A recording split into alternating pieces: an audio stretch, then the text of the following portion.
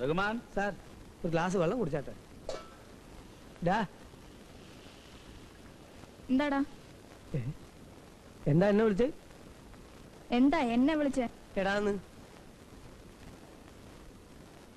അതാ ഞാൻ ചോദിച്ചത് എന്താടാന്ന്. എനിക്ക് ഒരു പേരുണ്ട്, തോമസ്. അത് വിളിച്ചാ മതി. എടാന്ന്. ആഹാ, ഊണ് കഴിക്കാൻ വിളിച്ചോണ്ട് റഹ്മാൻ അടുക്കള തന്നെ ഇരിപ്പായോ? ഇനിയിപ്പം ഉണ്ണണോന്നാണ് സാർ. വിളമ്പേണ്ടത് ഇവനല്ലേ. അവനെന്താ കുഴപ്പം? ഞാൻ അന്നേ സാറിനോട് പറഞ്ഞതാണ് കോട്ടയം ബസ് സ്റ്റാൻഡിൽ കണ്ട് ഒരുത്തനെ പിടിച്ച് ജോലിക്ക് നിർത്തണ്ടാന്ന്. റഹ്മാൻ പരത്താതെ കാര്യം പറ. സാർ, ഞാൻ അവനെ കയറി ഒന്ന് എടാന്ന് വിളിച്ചു.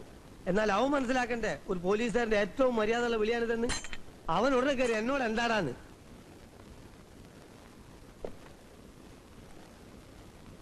അവൻ അങ്ങനെ വിളിച്ചു? വിളിച്ചു സാർ. ചോദിക്കും. തോമസ്,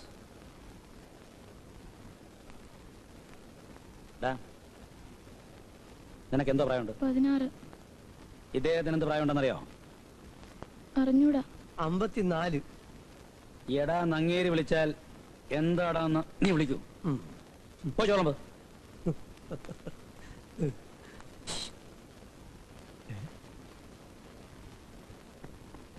എന്താ സാർ പതിവില്ലാതെ എന്നോട് ഇങ്ങോട്ട് വരാൻ പറഞ്ഞേ? ഞാൻ പറഞ്ഞില്ലേ, മുജീബ് റഹ്മാന് ഒരു നല്ല ചാപ്പാട് തരാന്ന് കരുതി.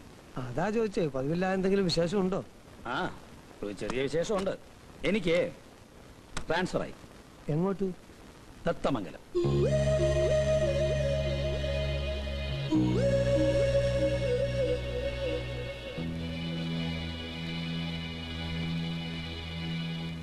ഇത്തവണ നമ്മളെ പിരിക്കാൻ ഞാൻ സമ്മതിക്കില്ല. സാറ് തത്തമംഗലത്തേക്ക് പോയിക്കോ. ഈ മുജീബുർ റഹ്മാൻ അവിടെ എത്തിയിരിക്കും. അതിനുള്ള വകുപ്പ് എന്റെ കയ്യിലുണ്ട്.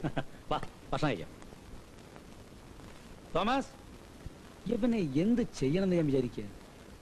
എത്ര നേരമായി ഭക്ഷണം പോകാൻ പറഞ്ഞിട്ട്. Thomas, Thomas, Thomas. സാർ, ഭക്ഷണത്തിന് പകരം അവന്റെ ഒരു കത്തുണ്ട്. കത്തോ? സാർ, എനിക്കിവിടെ നിൽക്കാൻ ബുദ്ധിമുട്ടുണ്ട്. ഞാൻ പോകുന്നു. ഞാൻ എൻ്റെ ബാഗ് മാത്രമേ എടുത്തിട്ടുള്ളൂ. തോമസ്. എന്റെ അയ്യരെ ഒത്തു കിട്ടി. എന്ത് പണി ചെയ്യാനും അവൻ തയ്യാറാ. അവനൊന്ന് രക്ഷപ്പെട്ടാ മതി. എന്തും കൊടുക്കാൻ ഞാനും തയ്യാറാ. ആ ചെറിയാന്റെയും പിഷാരടിയുടെയും കയ്യിൽ നിന്ന് ഒന്ന് രക്ഷപ്പെട്ടാ മതി. രാവിലെ ഇവിടെ കുത്തിയിരുന്ന് ജാതകം വായിക്കാതെ എന്നെ ഒന്നും സഹായിക്കും.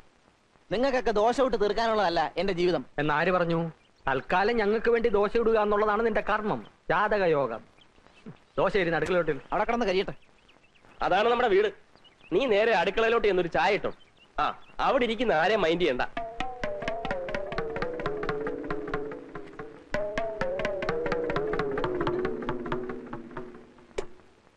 നീ ഏതാടാ? എടാ കൊച്ചനെ, നീ നല്ലോണം ആലോചിച്ചോ? വീട് മാറി കയറിയതാണോ? അല്ല, ഞാൻ ഈ വീട്ടിലേക്ക് തന്നെയാ വന്നത്. എന്നോട് പറഞ്ഞു ആരോടും മിണ്ടാ അടുക്കളയിൽ ഞാൻ ചായ ഇട്ടോളാൻ. ആര്? മറ്റേ ചേട്ടൻ. മറ്റേ ചേട്ടനോ? അതെ, ഈ ചേട്ടൻ. നിങ്ങൾ എന്റെ ഒരുങ്ങി വന്നു.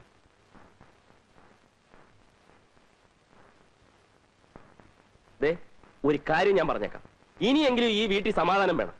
ഇന്നു മുതൽ അടുക്കള കാര്യമല്ല അവൻ നോക്കിക്കൊള്ളു. ചാപ്പാട് സമയത്ത് രണ്ടുപേരും വാ എന്ന് തുറന്നു കൊടുത്താൽ മതി. അവനോട് അധികം വർത്തമാനമൊന്നും വേണ്ട.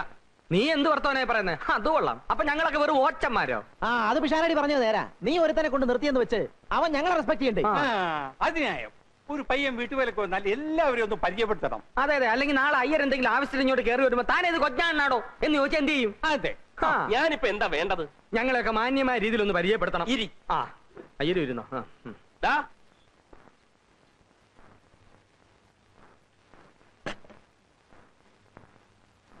ഇന്നു മുതൽ നിനക്ക് 3 ചേട്ടന്മാരാണുള്ളത്. 3 അല്ല 4. 3 ചേട്ടന്മാരും ഒരപ്പൂപ്പനും. എല്ലാവരെയും നീ ഒരുപോലെ കാണണം, സ്നേഹിക്കണം, അനുസരിക്കണം. എന്താണ് അവന്റെ പേര്? രാംകുമാർ, ചെങ്ങമനാട്. നീ ചെങ്ങമനാട് മൊത്തം മേടിച്ചോ? അല്ലേലും രാംകുമാർ എന്നൊക്കെ വിളിക്കാൻ വലിയ പാടാ. വല്ല IAS ഓഫീസറെയും വിളിക്കുവാന്ന് ചോദിച്ചു. നമുക്കിവനെ രാമാന്ന് വിളിക്കാം. വിളിക്കാനൊരു സുഖമുണ്ട്, പുണ്യവും കിട്ടും. രാമ രാമ. അത് മതി. എന്താടാ എന്റെ നക്ഷത്രം? ചിത്തിര. എന്താ?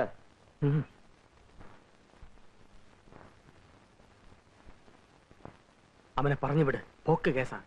ചിത്തിര നക്ഷത്രം, അക്കുടി നാശം, സ്ഥാനഭ്രംശ, ധനക്ഷയം, അഖില ശരീര അസ്വാസ്ഥ്യ ദുഃഖാന്തിത. താൻ തന്നെ പാട് നോക്ക്, ഒരു കുഴപ്പമില്ല. നീങ്ങി വന്നേ. നീ അവന്റെ ചെവി ശ്രദ്ധിച്ചോ?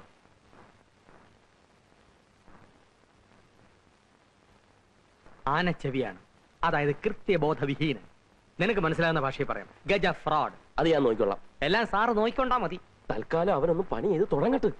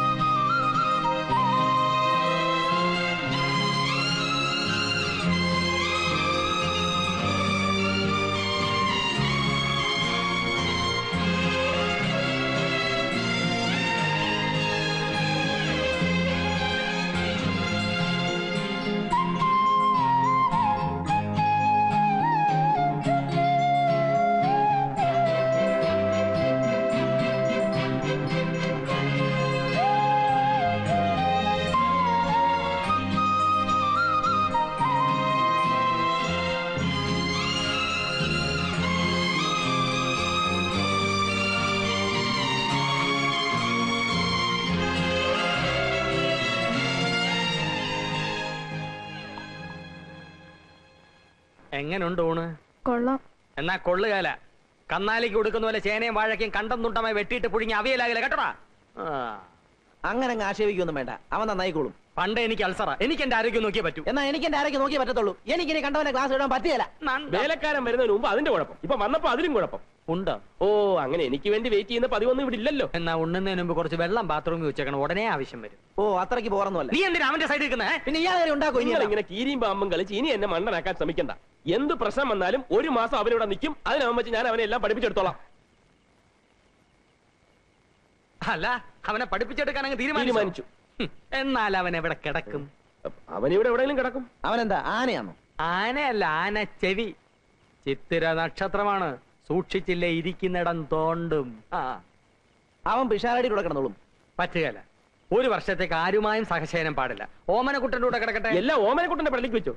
വൈകുന്നേരം വരെ പണിയെടുത്ത് രാത്രി സ്വല്പം പാട്ട് കേട്ട് കിടന്നുറങ്ങുന്നതാണ് എന്റെ ഏറ്റവും വലിയ സന്തോഷം. അത് പങ്കിടാൻ ഞാൻ ആരെയും അനുവദിക്കില്ല. ചെറിയാച്ചൻ ഒന്ന് സഹകരിക്കും. അയ്യോ, അത് മാത്രം പറ്റിയല്ല. നിങ്ങൾക്കറിയാമല്ലോ, കാഞ്ഞിരപ്പള്ളി തന്നെ സ്വന്തം അനിയൻ വന്നിട്ട് ഞാൻ എന്റെ കൂടെ കിടത്തിയോ? കയ്യിൽ നിന്ന് കാശ് കൊടുത്ത് ഹോട്ടലിൽ മുറി എടുത്ത് കൊടുത്ത് താമസിപ്പിച്ചു. എന്റെ കൂടെ ആരെയും കിടന്നാ എനിക്ക് ഉറക്കം വരികയല്ല. ഇവനെ എവിടെങ്കിലും ഒന്ന് കിടത്തണമല്ലോ. എവിടെങ്കിലും കിടത്തിയാ പോരാ, ഭദ്രമായിട്ട് കിടത്തണം. എന്തൊരു സംസാരം ഇത്! മൈക്കിൽ കൂടി വിളിച്ചു പോകുന്നല്ലോ. ഞങ്ങൾ അയ്യരുടെ ഗതികേടിനെ പറ്റി സംസാരിച്ചിരിക്കുകയായിരുന്നു. സമയത്ത് വാടക കിട്ടുന്നില്ലെന്ന് ഒഴിച്ചാൽ പിന്നെ എനിക്കെന്താ ഗതികേട്? എന്താ ഗതികേടെന്ന്? രാത്രിയിൽ അയ്യര് ഉറങ്ങാൻ കിടക്കുന്നു. പെട്ടെന്ന് തൊണ്ട വരലെന്ന പോലെ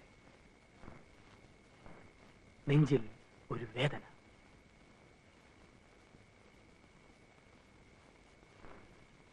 സംഭവിക്കാൻ വേണ്ടി പറയുന്നതല്ല. അയ്യർ കാലിയാകാൻ പോകുന്നു. ഒരു ഗ്ലാസ് വെള്ളം വേണം. എന്ത് ചെയ്യും? ഞാൻ പറഞ്ഞു ശരിയല്ലേ ഓമനക്കുട്ടാ? ശരിയാണോന്ന് ചോദിച്ചാ അങ്ങനെ സംഭവിക്കാവുന്നതേ ഉള്ളൂ.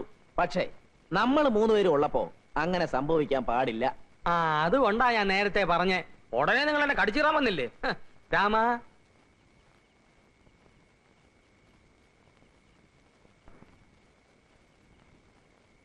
രാമ, നീ പകൽ മുഴുവൻ ഇവിടുത്തെ പണിയൊക്കെ തീർത്തിട്ട് രാത്രി അയ്യരുടെ കൂടെ പോയി കിടന്നോണം. പോത്തുപോലെടുന്ന് ഉറങ്ങാനല്ല.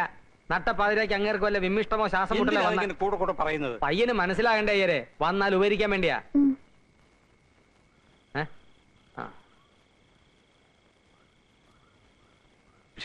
നിങ്ങളല്ലേ പറഞ്ഞത് അവൻ ആനച്ചെവിയാണ്, സൂക്ഷിക്കണം. ശുദ്ധ ബ്രാഹ്മണന്മാർക്ക് അതൊന്നും ഏശയില്ല. പിന്നൊരു കാര്യം, അവന്റെ 2 കൈകളും ഒന്ന് സൂക്ഷിച്ചു. അതെന്താ? അവന്റെ കയ്യിലിരിപ്പ് അങ്ങനെ. രാമ നീ ചെല്ലേ. പോ വാടാ വാ. രാവിലെ ഇനി എത്തിയേക്കണേ. അയ്യരെ അവന് പുതയ്ക്കാൻ ഒരു കമ്പിളി കൊടുത്തേക്ക്. അതടച്ച് എന്താ ഇത്? എന്താടപ്പാ നീ അടച്ച്?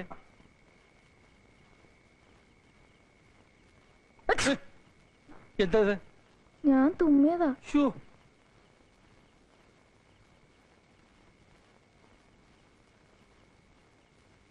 നിന്റെ കൈ എവിടെ? ദേ എവിടെ? വേണ്ട. ഇതിനെ പുറകെ കിട്ടുന്നത്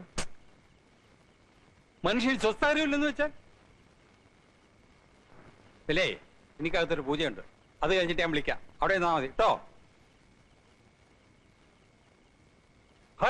അവിടെ നിൽക്കാൻ പറഞ്ഞില്ലേ? അവിടെ നിന്നാ മതി. ആ